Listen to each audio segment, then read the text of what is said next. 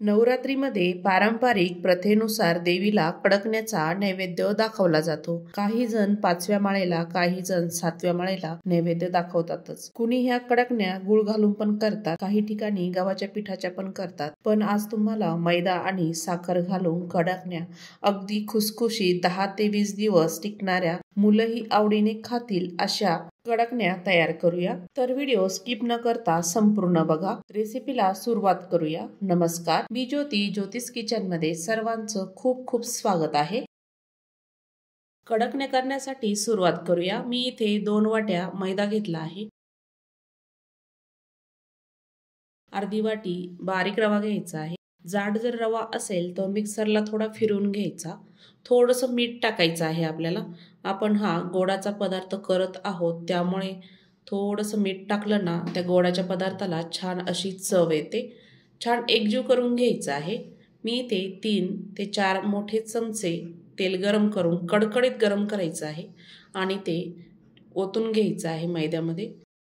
तेल जास्त गरम आहे त्यामुळे मी चमच्याने मिक्स करत आहे. थोडंसं थंड होऊ द्यायचं, त्यानंतरच हात घालायचा. हाताने तेल आपल्याला छान पिठाला चोळून घ्यायचं आहे. छान असं एकजीव करून घ्यायचं आहे. संपूर्ण असं त्या पिठाला तेल लागलं पाहिजे, म्हणजे आपल्या कडकण्या छान अशा खुसखुशीत तयार होतात. तुम्ही ह्याऐवजी तूपही वापरू शकता. पिठाला छान तेल लागलेलं आहे.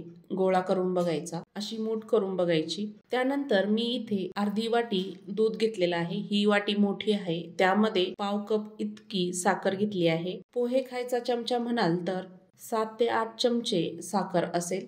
साखर आपल्याला दुधामध्ये छान अशी मेल्ट करून घ्यायची आहे, छान वितळून घ्यायची आहे. हे दूध थोडंसं कोमट आहे, म्हणजे साखर ही छान वितळते. जास्त गरम दूध घ्यायची गरज नाहीये. दुधामध्ये साखर आपली छान वितळली आहे. आपण जे पिठाला तेल लावून घेतलं होतं थोडंसं सेपरेट करायचं आणि त्यामध्ये हे दूध थोडं थोडं करून टाकायचं आहे. अंदाजेनुसार टाकू नका, थोडं थोडं करून टाकायचं. आवश्यक असेल तरच दूध त्यामध्ये टाकायचं आहे. मी इथे अर्ध दूध टाकून घेतलं आणि पीठ आपल्याला छान असं भिजवून घ्यायचं आहे. मी यामध्ये अजून आधी दूध वापरलं होतं, थोडंसं राहिलेलं आहे, तेही टाकून घ्यायचं आहे. आपण जे माप घेतलं होतं अगदी परफेक्ट तयार झालेलं आहे. संपूर्ण दूध ह्या पिठामध्ये मी टाकून घेतलं आणि छान असा पिठाचा गोळा भिजवून घेतला आहे. या पद्धतीने हा पिठाचा गोळा तुम्ही बघता क्षणी बघत असाल किती छान खुसखुशीत दिसत आहे, म्हणजे कापण्याही आपल्या छान अशा क्रिस्पी तयार होतील. या प्रकारे मी कडकण्याचं पीठ छान असं भिजवून घेतलं आहे. जास्त घट्टही नाही भिजवायचं. झाकण ठेवायचं आहे आणि 15 मिनिटं छान भिजू द्यायचं आहे. 15 मिनिटानंतर चेक करूया. पीठ आपलं छान असं भिजलेलं आहे. थोडं मळून घ्यायचं आहे. आपण पिठामध्ये रवा टाकलेला असतो, तोही पिठामध्ये छान असा भिजतो. पिठाचा छोटे छोटे मी इथे गोळे तयार करून घेणार आहे. आपल्याला याच्या कडकण्या लाटायच्या आहे. तुम्हाला छोटी किंवा मोठी कडकणी करायची असेल तर त्या पद्धतीनेही तुम्ही पीठ घेऊ शकता. मी इथे अशा छोट्या छोट्या लाट्या करून घेत आहे. अशा लाट्या करून ठेवल्या ना पटापट आपल्याला कडकण्या लाटता येतात. नाहीतर तुम्ही एक मोठी चपाती लाटून एखाद्या वाटीने किंवा प्लेटीने कडकण्या तुम्ही कापू शकता. मी इथे कडकण्यासाठी 5 ते 6 गोळे काढून घेतले. एक पोळपाट घेतला. पोळपाटावर आपण कडकणी लाटून घेणार आहोत. कडकणी लाटण्यासाठी अजिबात पिठाची गरज नाहीये, तेलाची पण गरज नाहीये, तशीच लाटली जात आहे. ही कडकणी तुम्हाला चिरा पडलेली दिसत असेल, पण आपण ही प्लेटनी एकसारखी कडकणी कापून घेणार आहोत, म्हणजे कडकण्या दिसायलाही सुंदर दिसतात आणि एकसारख्या तयार होतात. मी इथे एक वाटी घेतलेली आहे, त्या वाटीने मी कडकणी कापून घेत आहे. तुम्ही अशी सेम पोळी लाटून घ्यायची किंवा चपाती लाटून घ्यायची आणि अशा वाटीने एका सोबत 4 ते 5 कडकण्या केल्या जातात, तशाही करू शकता. मस्त अशी पातळ कडकणी लाटायची, म्हणजे छान खुसखुशीत तयार होतात.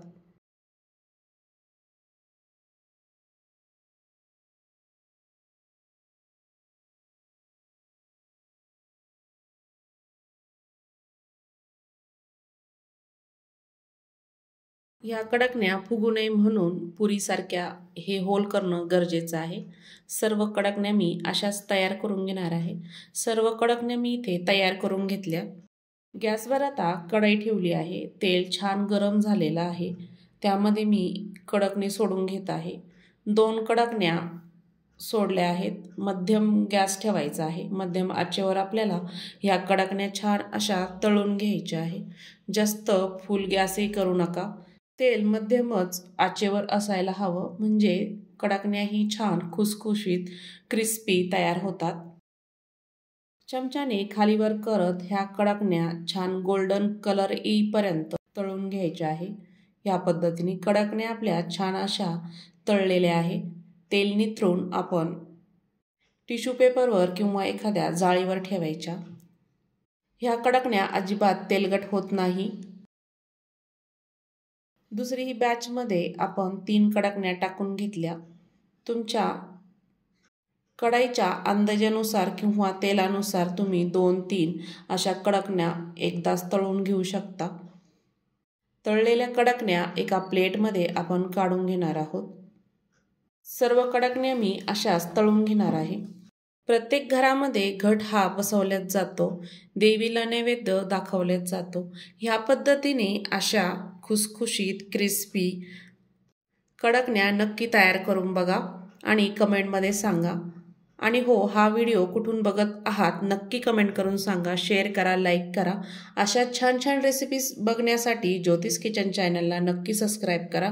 बेल आयकॉनला क्लिक करा, म्हणजे नवीन रेसिपीचे नोटिफिकेशन सर्वात आधी तुम्हाला मिळेल। पुन्हा भेटूया अशा छानशा रेसिपीसोबत। संपूर्ण व्हिडिओ बघितल्याबद्दल सर्वांचे धन्यवाद।